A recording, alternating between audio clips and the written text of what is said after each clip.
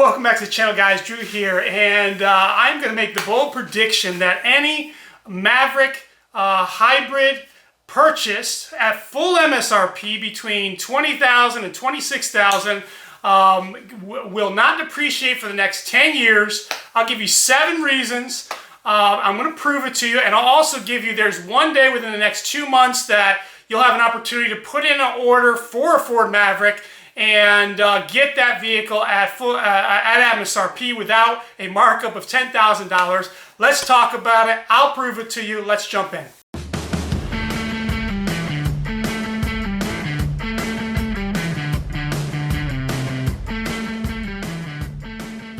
Alright guys, so the Ford Maverick has been my favorite vehicle to talk about for the year for very good reason. I think it's the best deal in the automotive marketplace, and today I'm going to tell you why I believe the Ford Maverick will become, it will be added into a very exclusive group of vehicles that you could purchase at full price, brand new, and it won't depreciate for 10 years. Now, in my memory, I can only think of about 5 vehicles. Maybe there's more. I'm not talking about exotics or limited production vehicles, but there's only 5 that I can think of offhand. And one is the Toyota FJ Cruiser. That was a vehicle you could buy brand new. You could drive it for 10 years and sell it for the same price you paid for it.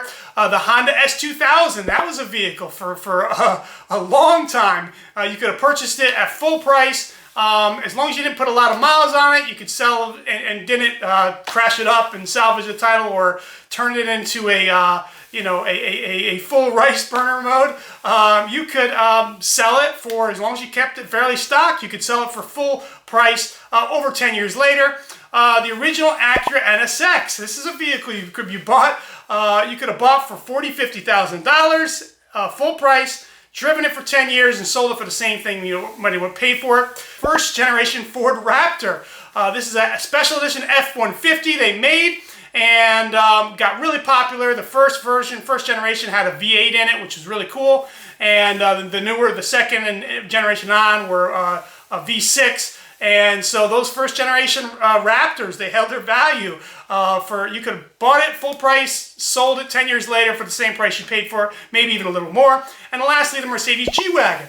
Okay, so very exclusive company there, and you've got a bunch of Japanese makes, one German vehicle, and then the exclusive Ford. But the Ford Raptor's about to get new company, and it's the Ford Maverick. And I'm going to tell you why. I'll give you 7 reasons why.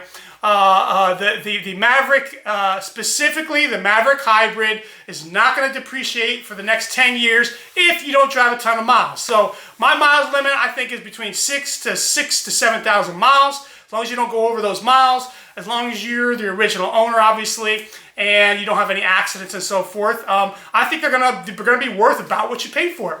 And I'll tell you why. So the first reason is record high inflation.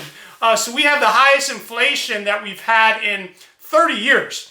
And so this is going to have an effect. You have the cheaper vehicles, vehicles that are $20,000, $25,000 and less. They're going to be very difficult to get. We've already seen it the last several years in the market where, cheap, crappy vehicles that you could have got for $2,500, now you're having to pay $6,000, $7,000, $8,000, $9,000, $10,000. And, anything retail worthy, try to get a retail worthy, clean vehicle under 100,000 miles for under $10,000. In my market, it's virtually impossible and not anything that you would want. And so cheap vehicles are going to be, for the next decade, are going to be harder and harder to get. And because of the Maverick's low MSRP price of $20,000 to $25,000, I know you can build them up to 32 and maybe low 30s. But if you get the hybrid model, which is the model that you want, if your whole purpose is to retain the value of the vehicle, is that in that range, then it's just going to be difficult with inflation.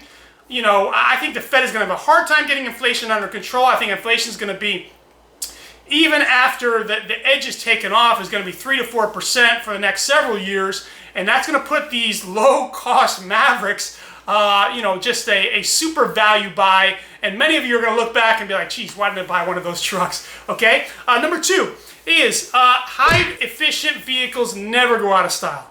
All right, we're seeing an incredible demand for efficient vehicles right now. Obviously, due to the cost of gas. When gas gets to $5 a gallon, people, and inflation and the cost of everything, people need high efficiency vehicles. This vehicle, as far as a SUV or a small truck or the size of this vehicle, and it's not that small. It's small for a truck, of course. It's about a foot shorter than an equivalent Ranger. But a vehicle this size, to be able to get 40 miles per gallon, and in the city, I'm averaging around 38 miles per gallon in both of my vehicles, and extremely efficient vehicle for the size and for the utility. And high efficient vehicles never go out of style. Ask Toyota, who has sold millions and millions of the Priuses. Man, they're ugly. I don't like the Prius. I'm not a fan of the Prius, but man, cheap people, bean counters, people who are on a budget and who like, that they love that efficient as far as that goes. And Toyota sold a gazillion of those Priuses because very efficient, low maintenance vehicles are never going to go out of style. Number 3 is utility is everything. The Ford Maverick does 90% what most people who need a truck can do. Now, it's not a full-size truck. It doesn't have an 8-foot bed. It doesn't have all that. But it does 90% of what most people who need a truck, and most even businesses that need a truck for, at a third to a half the cost of fuel.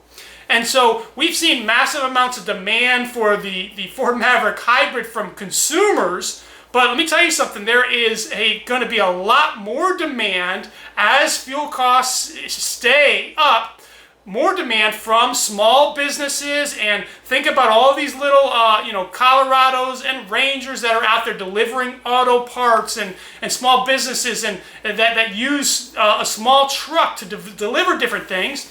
And when the Colorado and the Ranger, you're lucky to get, 20 miles per gallon, more like in that high teens, low 20s miles per gallon, and the Maverick gets double that gas mileage. You're going to see a lot of businesses are going to try to get a hold of these Mavericks, and it's going to keep the value of these vehicles up for a long time. And so the utility is everything. There's not many vehicles you can fit 4 to 5 people in and have a bed attached to it, and there's none that gets 40 miles per gallon. So number 4, the uniqueness. There's nothing else like it. You can look at the Santa Fe. The Santa Fe does not look like a truck. It looks like a hybrid SUV, kind of a weird vehicle.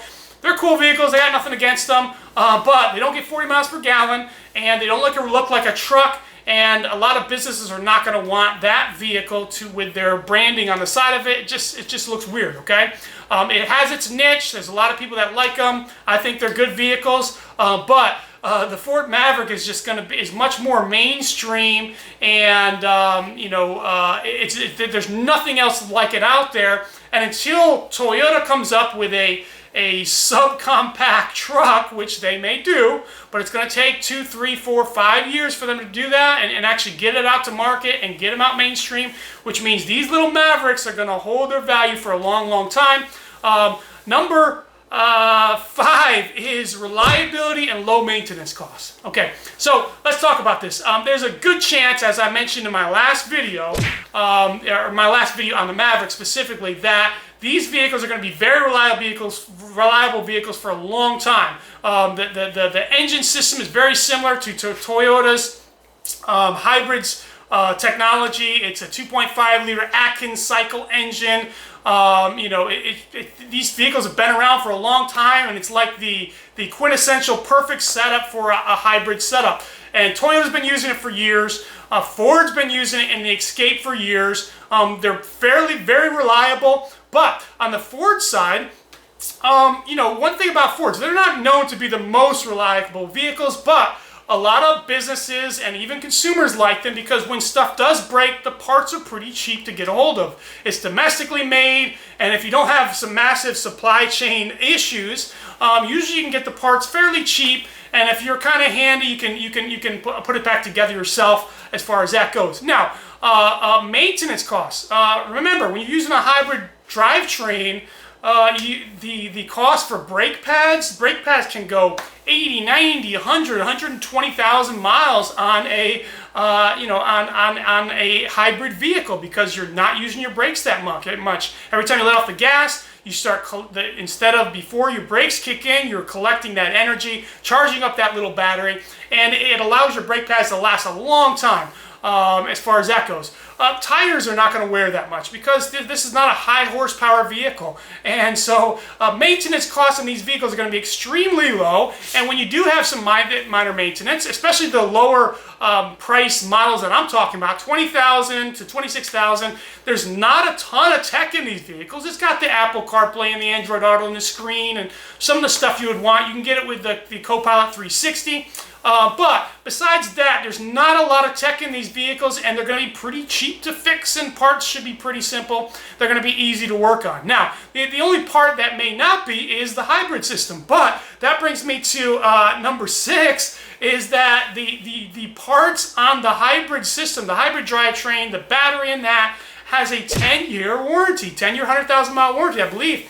And so that really gives people peace of mind. So ultimately, you can keep this vehicle for 9 years, sell it for, I believe, close to what you paid for it, if not, I don't know about a little more, but close to what you paid for it.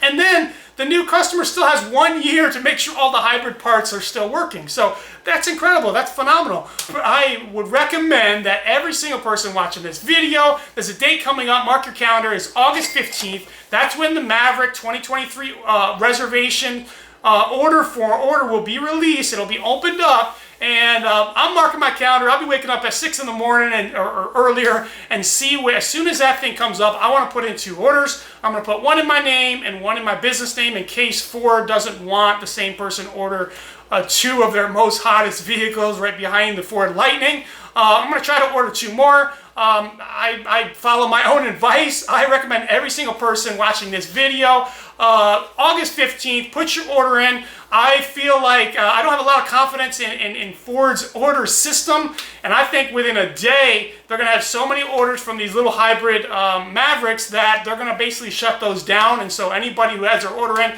will have a chance to get your vehicle at MSRP. And now look, I'm saying you may wait a year or 2, but it doesn't matter. You're going to get the vehicle, and now listen, it doesn't matter what you use the vehicle for. It might be a personal vehicle, it might be just a third vehicle, or it could be a vehicle you use for Turo.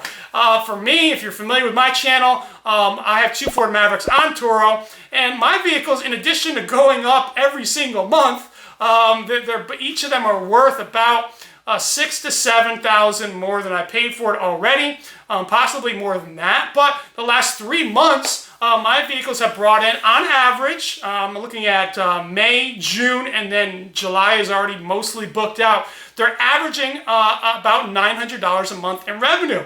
You can do the math on that. That's a lot of money. That's $5,000 that of profit, basically, because my vehicle's still going up in value. And so if you want to learn more about that, follow my channel, look at the rest of my videos, and it tells you a little more about the business, the Turo business, and why I believe it's one of the best investments for inflation and to diversify your portfolio and really a hedge against what's going on economically, because it is real assets and it doesn't bring in a monthly income. So hopefully that's helpful. If you disagree with me, put it in the comments and tell me why I'm wrong. If you agree with me, hit the like button and subscribe to the channel. Thanks, guys. I'm out.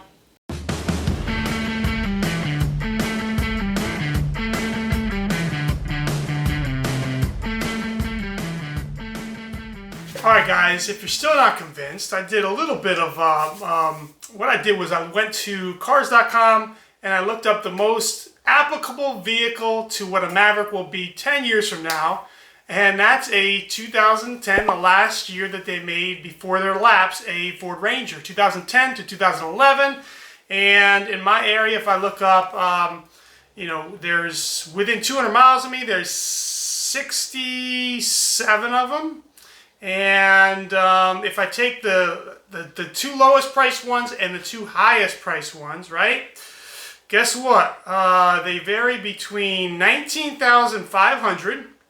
All of these are under 70,000 miles. 19,500 on the low end, and it goes all the way to, on the high end, to $24,990.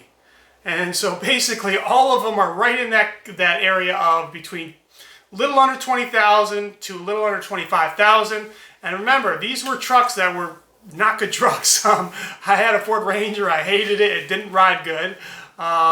You know, they weren't near, in my opinion, the ability of the Maverick. In addition to that, these are all two-door trucks. They didn't offer a four-door Ranger. And so the last 2 years they made the Ranger before they took a big leave of absence, 2010, 2011. That's 11 to 12 years old trucks. And that's 11 to 12-year-old trucks, so a little older than our target year range and a little bit under the pricing. And you could say, well, used markets go up and inflation and all that. Exactly right. That's exactly what we're talking about. And that's why the same thing for the Maverick is. So mark your calendar, August 15th. I think you only have 1 or 2 days to put an order in before it'll get backed up again. They'll shut it down or they'll change it, or at least you'll be way, way, way at the end of the line. And buy your Maverick, hold it for 10 years, don't put too many miles, and then you can say, yes, I told you so or not. Thanks.